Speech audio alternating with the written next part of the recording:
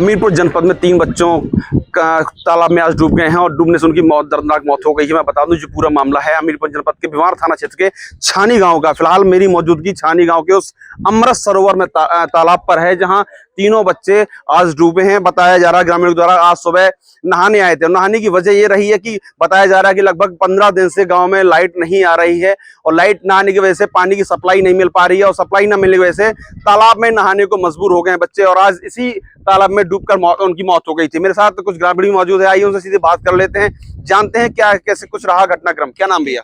सुनील कुमार श्रीवास बोल रहे हैं छानी खुर्द। कैसे घटना हुई है? घटना ऐसे भाई कि 15 दिन से यहाँ पे लाइट नहीं आ रही, लाइट की कोई व्यवस्था नहीं है। लाइट के लिए लाइट वालों को कहते हैं तो लाइट वाले भी सुनते नहीं है और ना अधिकारी लोग सुनते हैं।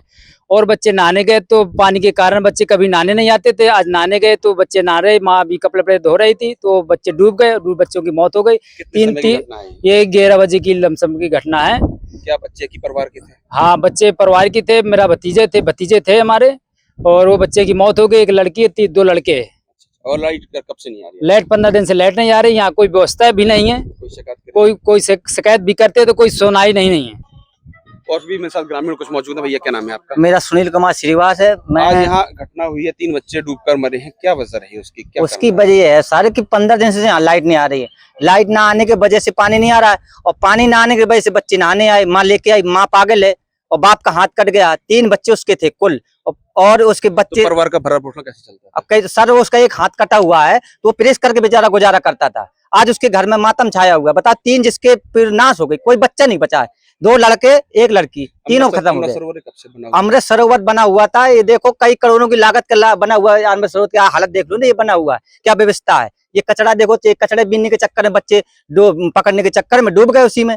बिल्कुल तौर पर जैसे बताया है कि कहीं ना कहीं लापरवाही बिजली विभाग की भी है कि आंधी के बाद से शायद इस गांव में लाइट नहीं आ पाई है और लाइट ना आने की वजह से नहाने के लिए पानी की व्यवस्था नहीं हो पाई, तो मजबूरन बच्चों को आज तालाब में नहाना पड़ा है और तालाब में तीनों बच्चों की डूबकर मौत हो गई है। अब देखना होगा प्रशासन किस तरह से संज्ञान लेता है। हालांकि मौके पर एसडीएम भी आए हुए थे, उन्होंने बताया कि जो पीड़ित परिवार उसको 4 लाख रुपए की सरकारी जो आर्थिक मदद होती है वो करी जाएगी, लेकिन क्या ये पर्याप्त रहेगा?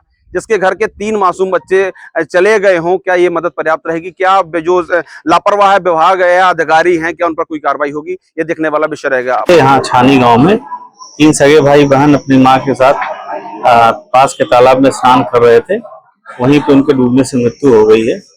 उनके शवों को स्थानीय पुलिस ने यहाँ पहुंच गए हैं। वो हम लोग भी आ चुके हैं यहाँ पे और उनके शव को हमारे पोस्टमार्टम के लिए भेज रहे हैं। बुंदेली वार्ता के लिए मैं संदीप द्विवेदी, हमीरपुर।